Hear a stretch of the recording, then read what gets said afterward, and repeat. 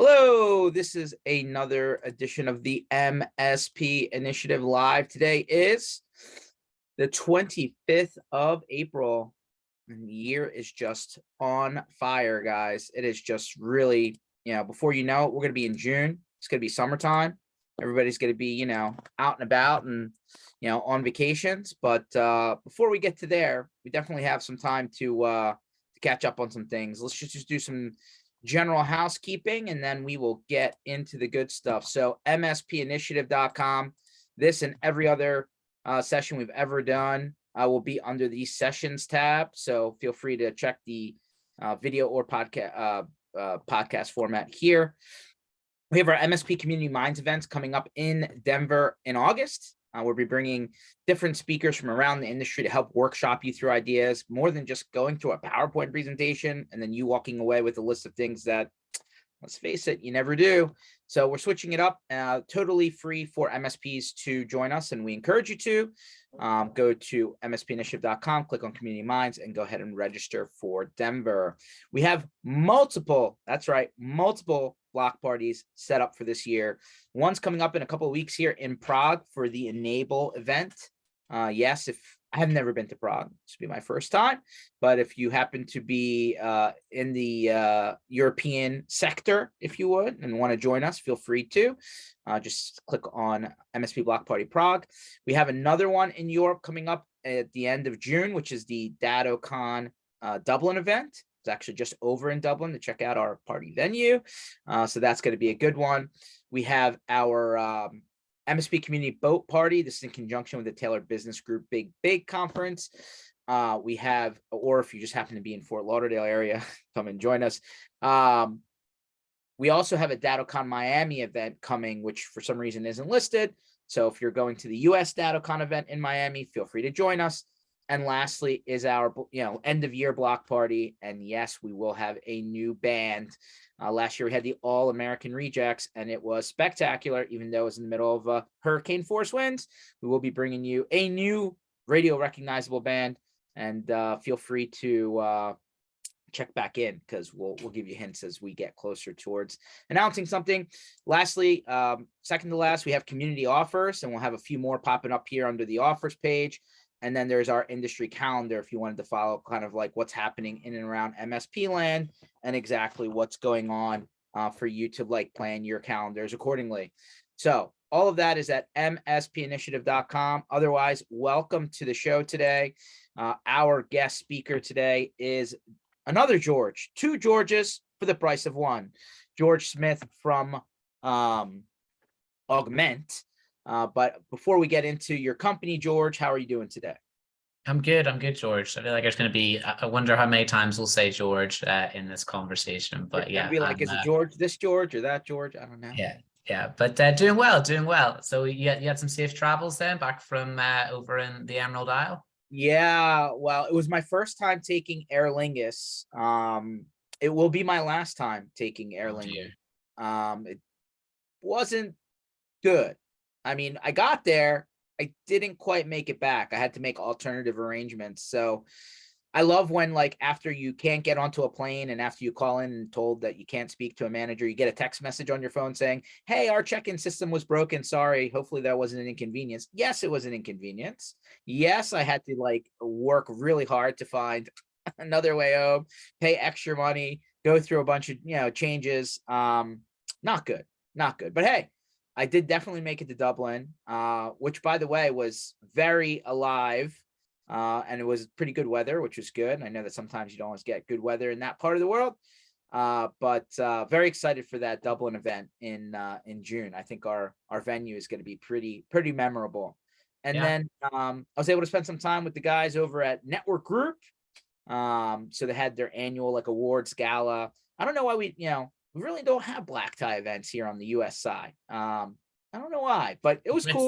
They love getting dressed up. They've got all those old fancy suits they like to put on, right? So yeah. So then I added a dash of American to that. And at the end of the night, when people are definitely 3, 4, 5 beers in, then the pizza shows up. And that's my contribution to people in tuxes with one beer in one hand and a slice of pizza in the other. And it just seems like it was made to be, you know what I mean?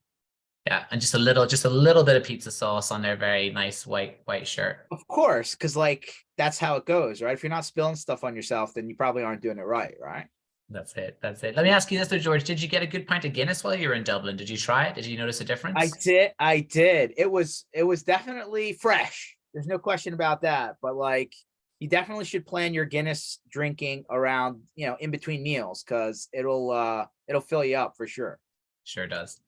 No, it was good. It was very good. And I hear that the conference might have a special. I think they've already announced it, that they'll be doing the conference party at the Guinness um factory, right? Where Oh, they the kind of have like, gatehouse. yeah, Awesome. Yeah, seven it's a really floors cool and the place. bar at the top. Um, so that's cool. And then on the first night, we'll be doing the block party, which again, we did not even know about the venue that we're ultimately doing this at. We had to have somebody from Dublin who's like a local say, "Hey, check out this thing," and I'm like, "Wow, where did this come from?" So it was definitely like an eye opener. And shocker, we kind of had like a little, taste of the menu, because we want to make sure people have some stuff to munch on. And I was just totally floored that their pizza's pretty good. I never tagged Dublin as a good pizza place, but No, they're no it was more. surprising. Okay, that's awesome. Yeah. So how about a Guinness and a pizza? Does that sound good? Or a Guinness pizza, kind of combine the two. I'm not sure Hmm. what that would look like, a big black bit of bread, but yeah, I don't know. Might Not sure taste good. about that one, but Or yeah, just keep them separate. yeah, I think separate's probably the better play. Um, so that being said, excited to get over to Prague. Hopefully it's not a version of Taken 1, 2, or 3, and like I make it back in one piece, even though the security of the airports of the world feel like I'm vaguely ethnic, or so I'm told. Um, so let's talk about you, George, right? I mean, would love to understand your background and how you got into the IT land, if you would, or the MSP sandbox, I like to call it. Yeah. Give us some background on yourself. Sure. So prior to working at Augmentt, I actually worked for an MSP in Canada.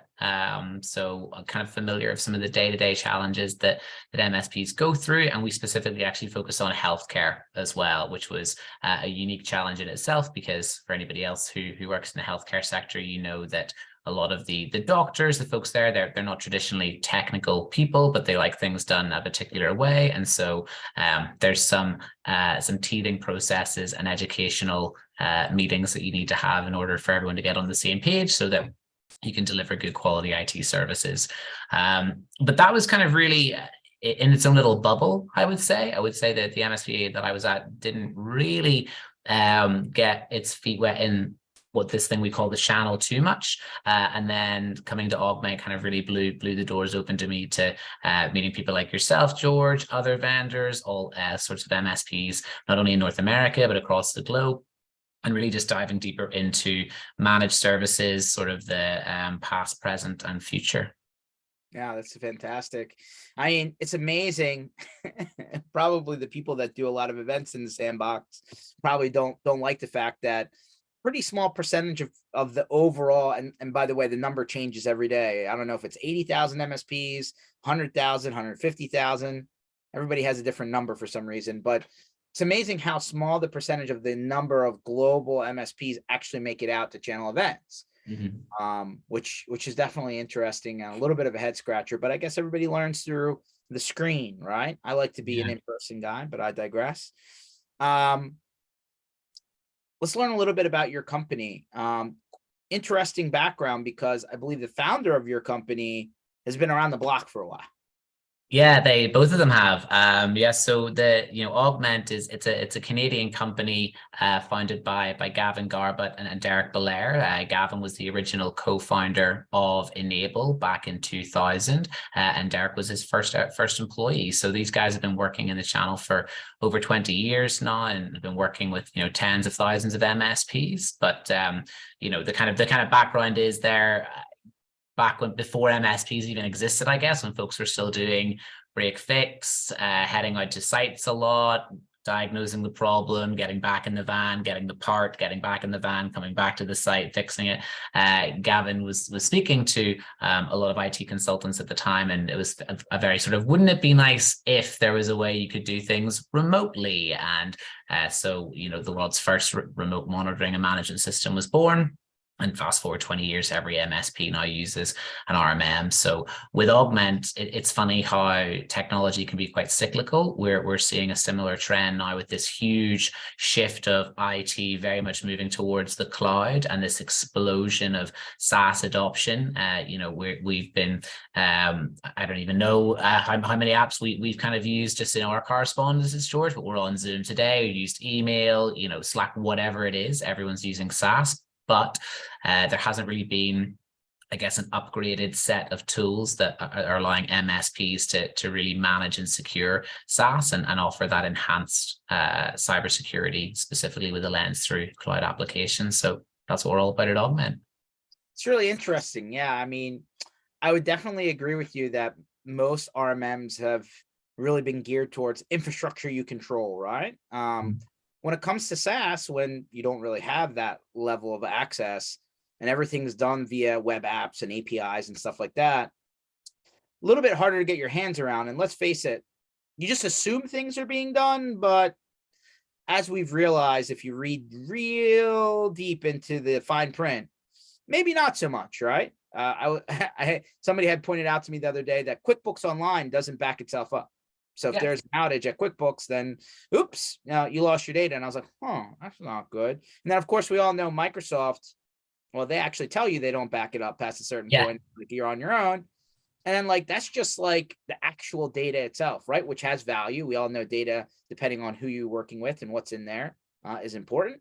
The concept of, identity, right? Especially where, it's not just the username and password you use to get into your phone or your computer. Now, all of these SaaS applications kind of on their own island to some degree, right? And I don't know if the password manager goes, that's the easiest thing to do, right?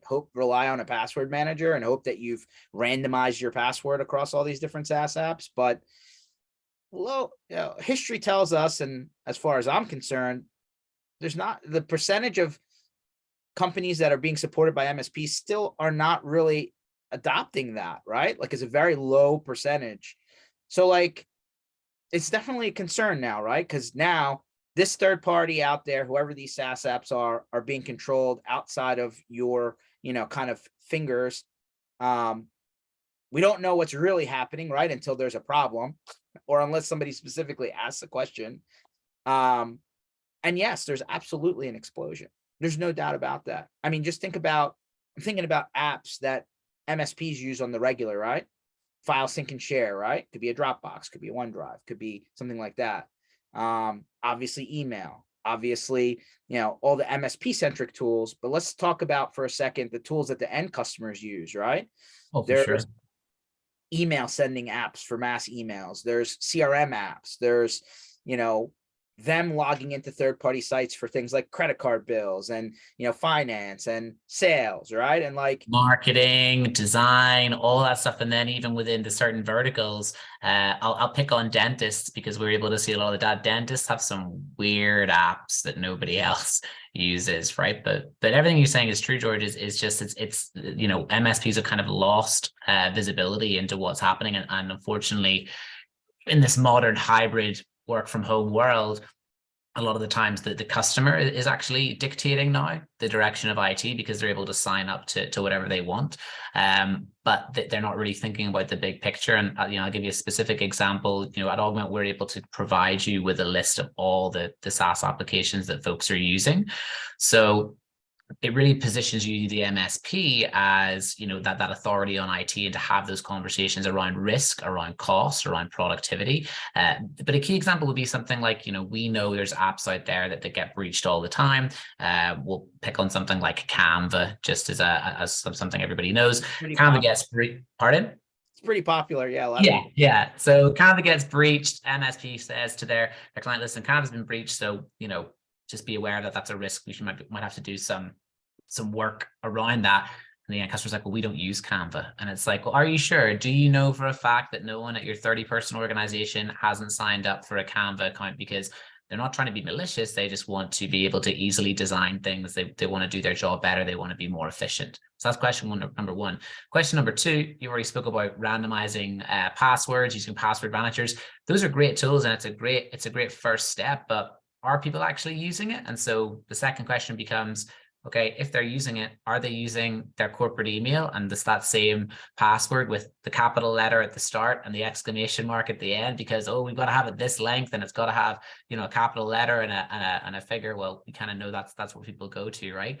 And sure, if a hacker gets a hold of those details, they log into Canva, you know, there's maybe not much of interest there, but you can bet the first thing they're going to try is Microsoft and see if that email and password works for Microsoft. And then all of a sudden they're in your Microsoft environment, and that's a completely different problem altogether, isn't it?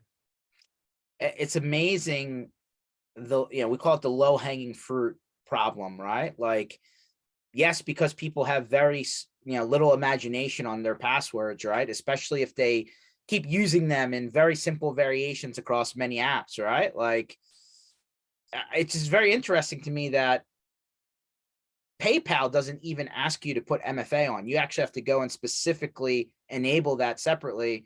I was talking to our friend Matt Lee a few weeks ago, and he was like, it's very interesting when you go to the Microsofts of the world and you ask them, well, how come you just don't turn this on by default? They're like, oh, well, we can't do that. And it's like, well, wait a minute. Shouldn't the starting position be secure?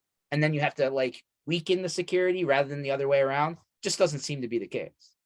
It's funny that, because that's something, I mean, specifically on MFA, we really advocate our partners. Like, I think a lot of the time it can be a little bit overwhelming, right? This SaaS explosion, we know that we need to upgrade our security. We know we really need to build a strong security baseline, but as an MSP, where do we start? So, okay, let's start with Microsoft. We know that that's a very popular application that we can do better at securing. I'm not sure if folks on the call are familiar with this, but, Microsoft has a lot of great security checks, policies and procedures you can implement, but they don't come set up out of the box. Just like you're saying, George, is like, MFA, can you guys not just have that set up to default? Well, we could, but we're not going to, right? So it's like, okay, well, why is the default setting not secure? And, who really knows the real answer? Maybe it's too much hassle for them, but for an MSP to go tenant by tenant by tenant, log into a particular customer portal, find out all the issues that are going on within that particular client environment, then actually fix and remediate it,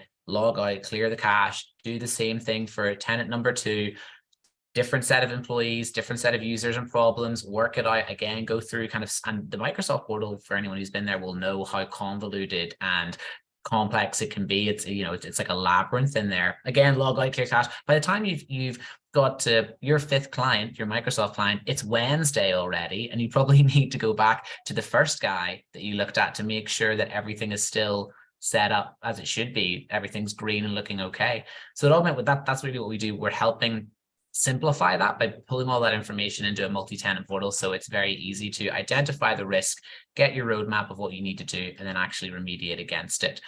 But interestingly enough, you were talking about MFA, George, and why is it not default? We say for MSPs, like, that's what you guys should be doing. Like, you should, that should be the kind of conversation that you're having with your clients around cybersecurity. Is this is what we're offering, this is the price, and if you're not okay with that, then okay, you can go shopping elsewhere and give that decision. Because are you aware of what I think it's Denmark, maybe followed by Costa Rica, have the highest organ donation rates in the world?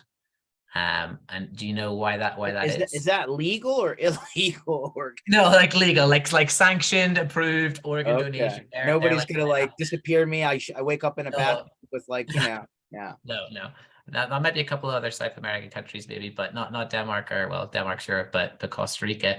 The reason is because on the driving license, it's automatically opt-in.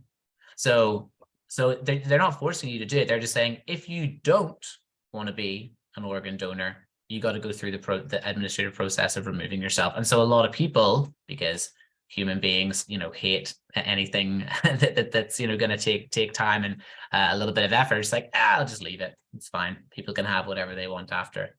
after I'm dead, versus what we do, you know, in Canada, America, where it's like, if you want to be an organ donor, well, you got to sign up and go through this process. And so a lot of people go, well, I'll do it later or another time. So applying that to security practices, I think is a really key thing that a lot of folks can do, just to say, no, this is what's happening. This is the default. And if you don't like it, you can opt out at any time. But no, this is where we're starting. Yeah, that opt out of organ donation. That's very interesting. I'm starting to see people adopt I don't know if you've seen it. I mean, since we're talking about Microsoft, there is the concept of, you know, a risky user, right? There's a designation in Microsoft where they're like, not 100% sure about this account. We feel it's at risk. And if you try to sign into other Microsoft accounts, like with SharePoint or, you know, Teams or OneDrive, it'll actually tell you, sorry, you can't log in because you are designated as a risky account. You need to go clear that problem before we'll let you actually proceed forward. I don't even think people realize that's a thing. No, I don't think they do. And I think a lot of MSPs are familiar with the concept, but end users aren't even familiar with that concept, or even the simpler one of, like, Microsoft will give you a secure score. Your secure score is 25%. You're only a quarter secure, right? And here's all the reasons why. And it takes into account risky users. It takes into account, like, the amount of sort of threats that are impacting or targeting your account, your portal, all the different activity that's going on in there. And that's a great metric that, you know, MSPs can leverage to say, you're here. If you pay me to do A, B, C, D, E, F, G, and enforce and monitor that on a continual basis, we'll get you up to here and we'll keep you there. Okay. And that's a simple score that we can use to show that enhancement and those advances. But yeah, it starts with the end user realizing that, you know, Microsoft doesn't come secure out of the box. It takes time and effort and work from a professional to do that. And those professionals want to be paid for that skill set and service. And security is not a project, it's a discipline, right? It's not something that you just do and it's done. It requires continuous monitoring, enforcing, and kind of review and pivoting, because you know better than anyone, George, the attacks, you know, and the threat vectors are changing all the time. You know, everyone's talking about AI and how great it is, but it's also the biggest present that hackers will ever get as well, right? So it's Yeah, anything that's good can be used in a bad way. There's no question about that. I've even already heard that Microsoft's going to maybe change the MFA approach so that you actually have to type in a random code rather than just yes or no, because people are just hitting yes or no because of fatigue, right? You know, yeah. MFA fatigue, and they're just constantly approving stuff when maybe they're not even trying to access things. You know, that being said, so tell me a little bit more about the experience in Augmentt. Is it specifically around Microsoft, or is it multiple SaaS applications coming into your multi-tenant portal? Yeah, so we have, I would say the easiest way to describe it is we have 3 different modules: Discover, Engage, and Secure.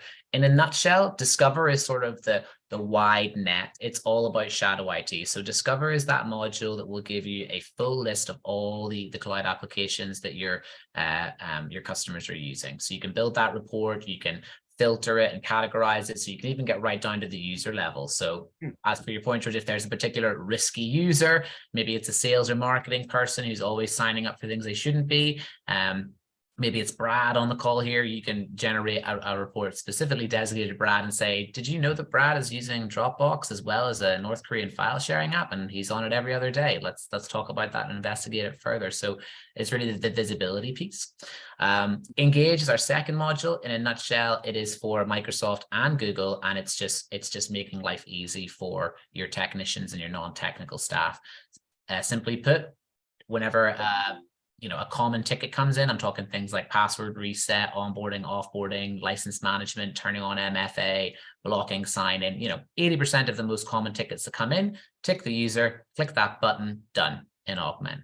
So in that way, using MSP can start having interns or office administrators or even like offshore help desks begin to resolve those tickets within Augmentt with a click of a button, because all the best practices are baked in, and not have to give them full access to the Microsoft or Google portal.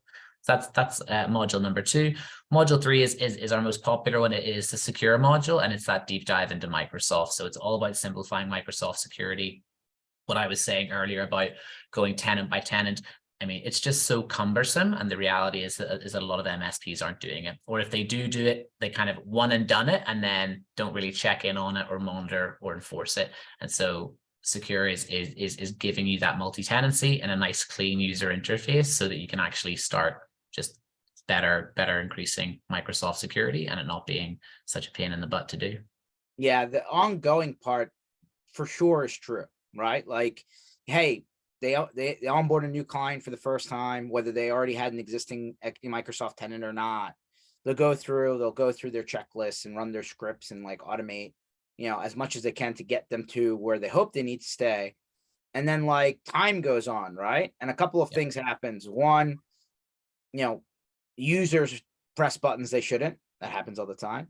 Two, the person who's creating or adjusting things on the day-to-day is different.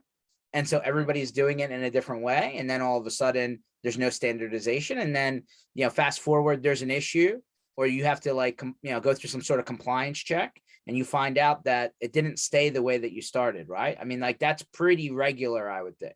Yeah, that's exactly it, George. And I would say what we're trying to do simplified is just build that wall within Microsoft, build your security baseline up to like a 90% setting. That's your security baseline. That's where you want things to stay. But to your point, people change things all the time. So another feature that we have is actually what we call posture alerts, which will send a ticket through to your PSA if there's ever been a decrease in compliance. So for example, let's say we get MFA rolled out across a company across the board. Great. Everyone's got MFA turned on. There we go.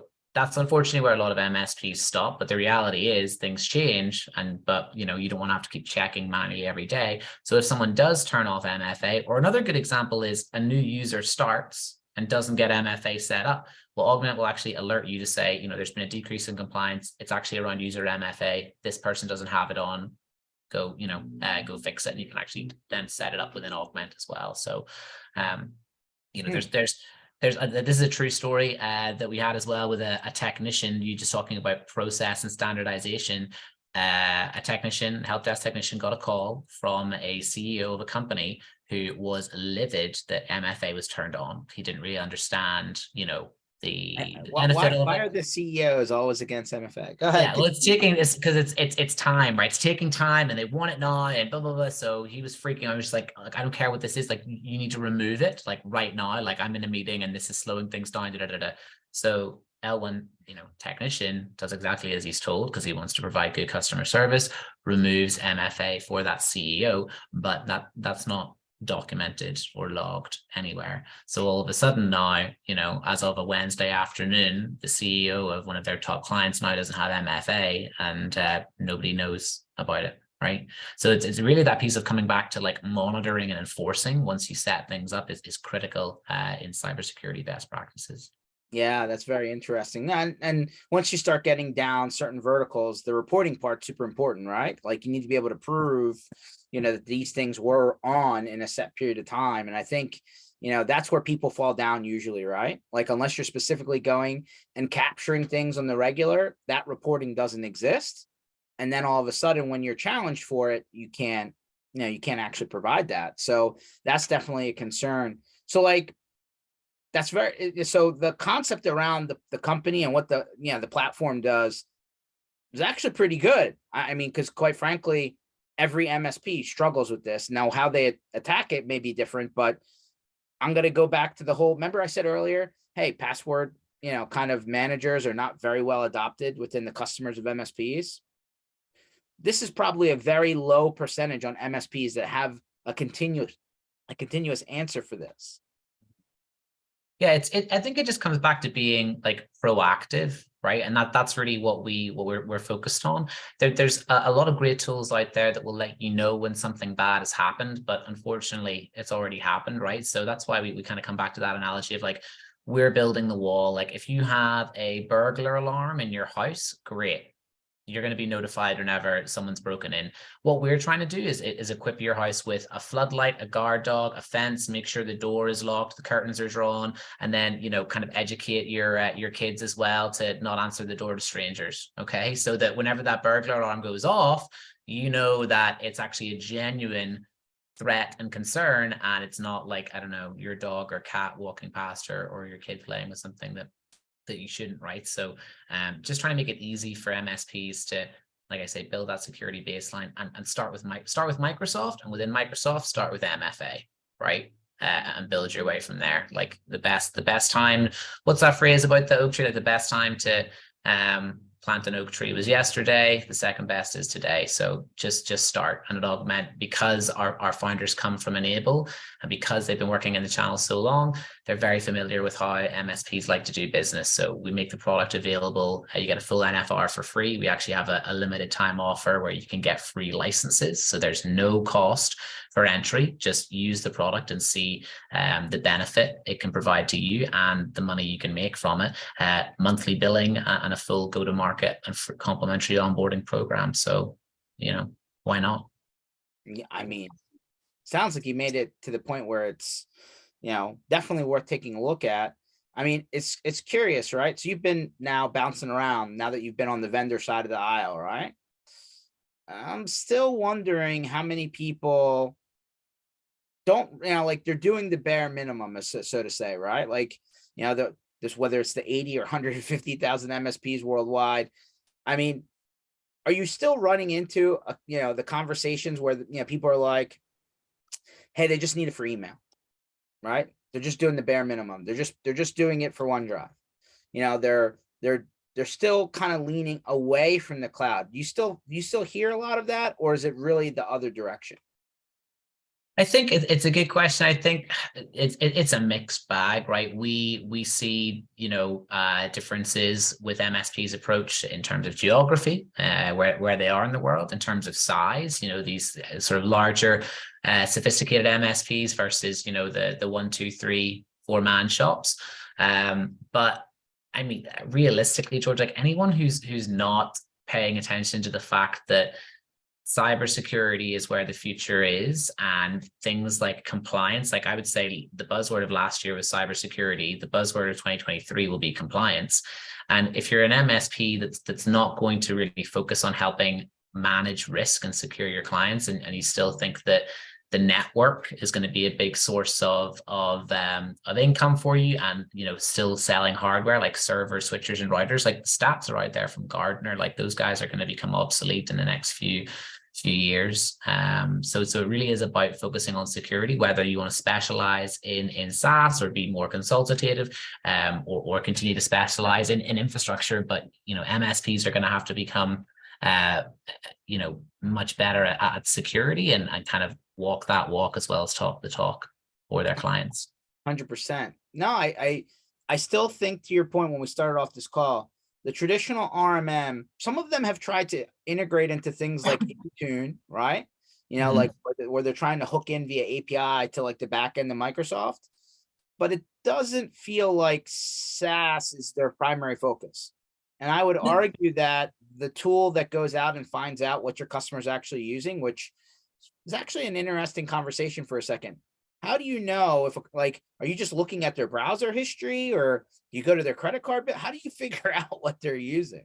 So we have a lightweight, specifically for Discover, for pulling that information. We have a lightweight agent that can be deployed via RMM, for example, or PowerShell. There's lots of different methods for installation.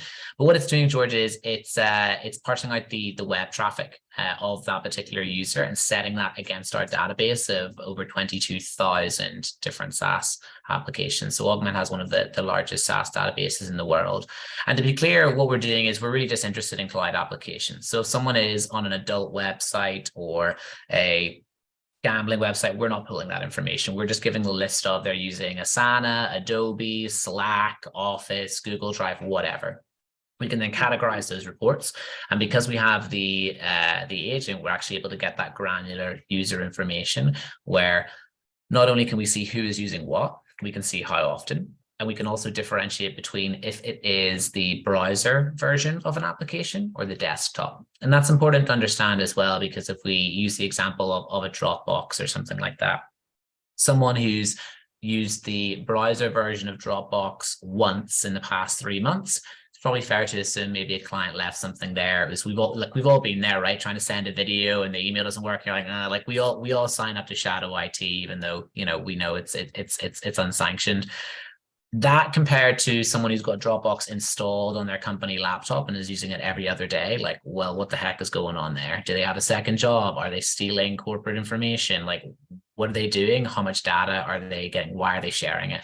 Considering no one's meant to be using Dropbox. So, you know, that's a key piece of information that you as an MSP can present as part of an audit, a QBR, your VCIO services, and kind of leave that hook dangling to be like, there's something going on here, but you're not really paying me to investigate why it is. So, but if you want to, here's a package that I have, or here's an enhanced service that I can offer, and we can get to the bottom of it. But it is something you should be concerned about because it is risk. There's also the cost, like why, oh, you've got no money for cybersecurity services. Well, I can show you that you're paying for 5 apps that do the same thing.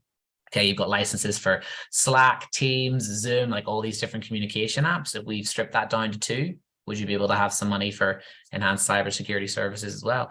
What about the fact that you say, you need 20 licenses of Salesforce because it's your CRM and everyone has to have access to Salesforce? I can show you that only 3 people log into Salesforce on a regular basis. And of those 3, it's only 1 person using it every other day. The other 2 only log in on a Friday, maybe to just pull a report.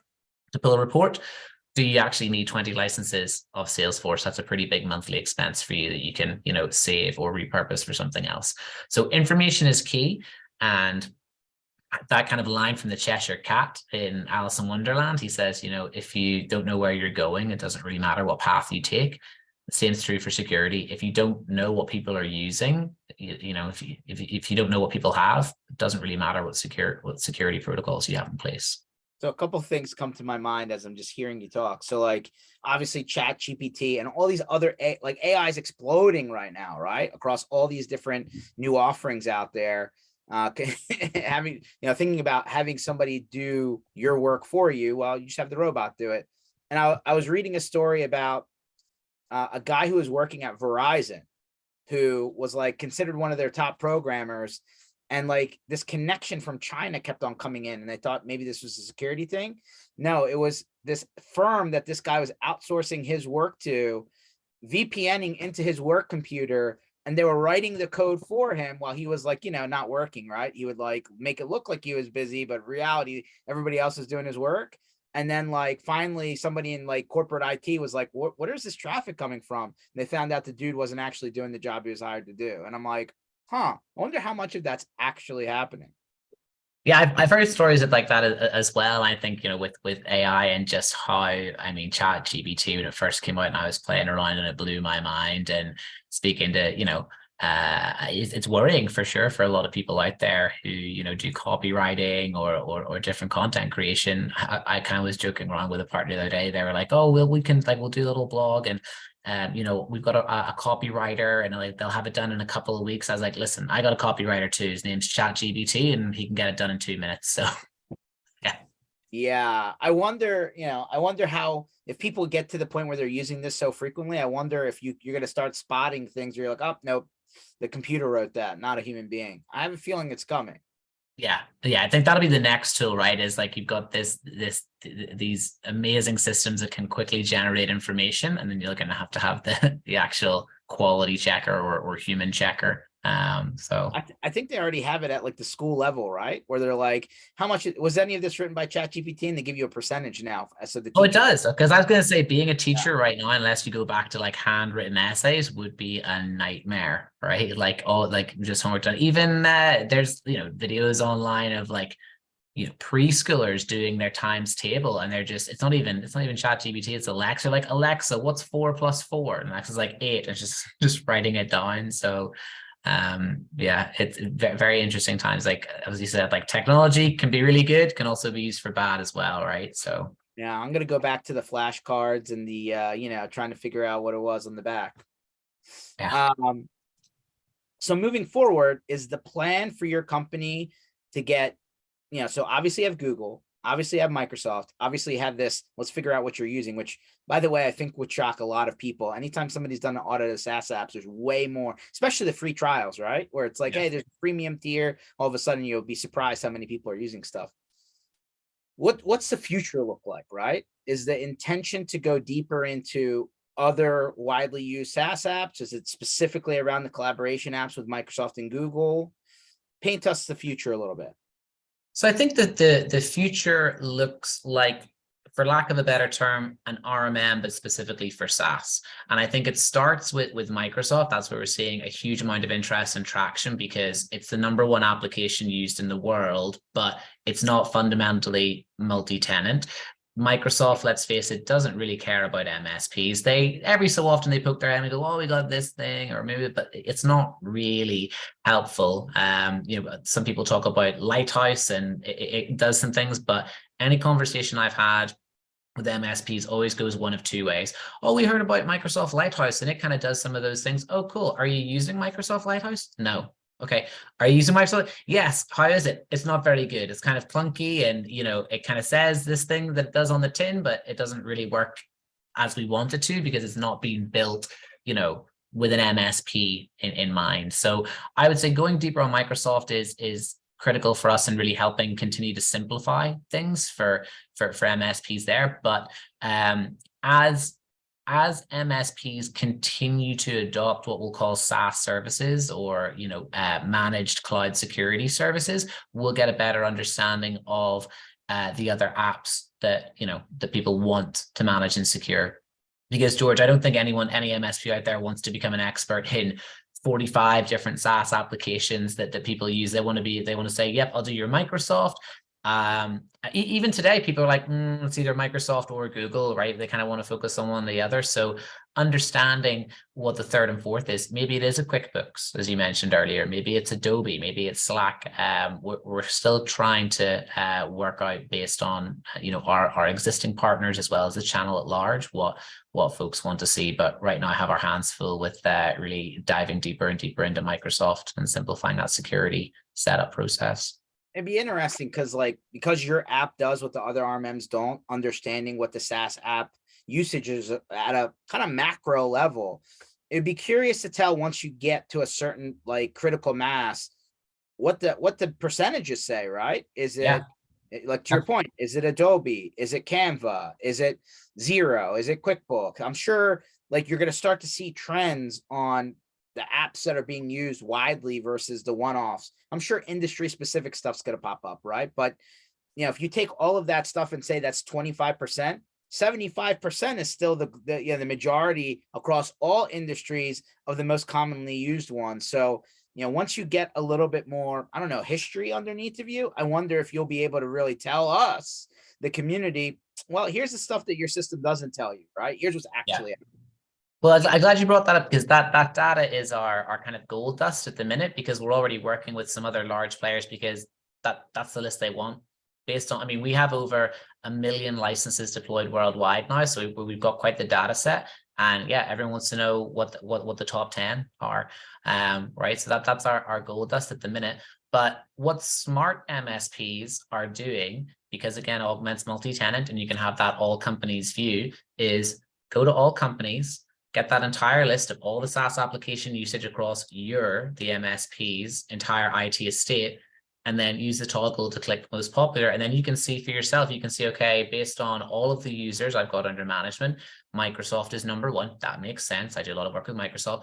Okay, interesting. This is #2. This is #3. Oh, interesting that whatever Slack is #3. Maybe I should start offering Slack backup services. Okay, and beginning to think about other way, basically money that you're leaving on the table. There's a whole bunch of vendors out there that can back up Slack or Salesforce or whatever it is. And all you need to do is go to your clients and say, "I've got this information. Your, second most or third most popular app is Slack. According to me, you're not backing that up. If all of a sudden you lost all the data and information associated with a Slack or QuickBooks is a great example you talked about earlier, doesn't back itself up. That's all your financial information. If that just disappeared, what would that look like for your business? Probably. Yeah. So a couple. Yeah. So the data backup, obviously, we talk about this all the time. But just is their data leaking out of the organization, right? Data loss prevention, right? That's a word that's maybe not as widely used as it should, but we want to make sure the data is not leaving the organization to places that they don't know. And just straight up security, you can't have compliance if everybody's everywhere, right? So that's definitely a problem, especially if you're in a regulated industry. If your employee, for the end company or the employee for the MSP is starting to use things that don't comply in these different verticals, then all of a sudden you can't ever be in compliance, right? Exactly. And it comes back to, so it comes back to being proactive to have that full picture so that you can enforce, right? Monitor and enforce. Because yeah, compliance is coming, and it's gonna fall really hard and heavy. And even reading the UK's new cyber strategy that they'll be rolling out over the next few years for up until 2025, they have a whole section in there that just like call out MSPs. They're like, there are these people, they're called managed service providers, and they are a key cog in the IT machine. And a whole page on that is dedicated to the SolarWinds and the Kaseya hacks, just talking about there's these things called RMMs, and they control, like basically are like a little one-to-many access point for users and systems all over the world. And SolarWinds got hacked and Kaseya got hacked, and these are the people who are impacted, and this is why we need to have protocols and laws and compliance. And I was like, holy smokes, this is coming, and it's going to come in the next few years. And so yeah, MSPs are going to really have to be on top of monitoring and enforcing the various different aspects of IT, and having those reports to prove that. Cybersecurity insurance as well, right? That's a big topic right now about premiums going up, it being more difficult to get. And the insurance guys don't know; they're not technical experts. I've seen the questions. Do you use MFA? Yes or no? It's like, what? MFA for who? For what? Under what circumstances? Right? It's not a yes or no question. So. Yeah, another Matt Lee word, defensibility, right? How well can you defend what you did and why you did it and when you did it, right? These are the things that are going to come down. I didn't even realize, I feel like the UK has clearly taken a page out of the US version of what you're talking about, CISA, right? Where, the MSP is the bad guy. And now all of a sudden, it's like, well, wait a minute. I'm not Kaseya. I'm not SolarWinds, right? They're way upstairs from me, right? Why are you targeting me? Why aren't you talking to them? But it doesn't seem to be going that way. Yeah, I think it's looking for I guess the chinks in the armor. I think they realize at a government level, they realize like everyone's vulnerable, breaches and hacking is going through the roof. So how can they help secure many of the let's face it, if you're in the government, you kind of know the public, not the smartest people. You put that, we even know in the channel, from a technology lens, not always the smartest people. So how can you limit their ability to do damage? I think there's a crazy stat as well. Something like 90% of breaches in the next 5 years are going to be a result of like a user error. So again, you can have all the technology bits and pieces in place, that defensibility, as you said, but users can still mess things up. So that's why I might use that stat. 90% of breaches over the next 5 years are because of a user, not necessarily. Yeah, I'll find it for you. I think it's from Gartner. So yeah, it's I read that, was crazy. There was the one, it was IT Nation as well, George, where we were in London a few weeks ago, where on stage they mentioned there's now 2 devices for every person in the world. So I'm not sure what the total population of Earth is, but basically there's not enough devices where every 2. I believe just last week we crossed 8 billion. Right. So what's that? So then 16 billion devices, and that's great. So, there's still work to be done with managing and securing devices. But to my point on applications, what's on those devices? Applications, right? Like how many different applications do you have on your phone, on your laptop, right? So SaaS and managing and securing it is a big part of the future for managed service providers, for sure. 100%. Where are we going to see you next? What's your travel schedule look like? Travel schedule. So I'm actually going to be back in Ireland myself in May. We're doing the Cyber Expo event with Renaissance there in Dublin. So we'll be checking that out. And then we're also going to be at Seven Figure in May in Nashville as well. So any folks who are attending Seven Figure in Nashville can see us there. And then June, I think we've got some options coming up. There's what have we got in June? There's IT Nation Secure, an ASCII show. Yeah. Lots of bits and pieces. So I'm sure I'll be seeing you face to face soon enough as well, George, and we can have pizza without the tuxedos.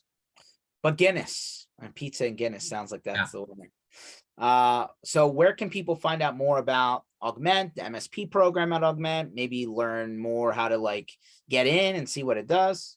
Yeah, for sure. I'll just share my screen really quickly. I can just show you what our, or not, it's disabled. That's okay. Okay. Basically, the easiest thing is augment with 2ts.com. On our homepage, we've got two big call to actions there. One is start your free trial. So that's what I was talking about, where you can get a full NFR and 100 free licenses. You just need to set up your own account. So pop your first name, last name, email address in, and we'll get that set up for you.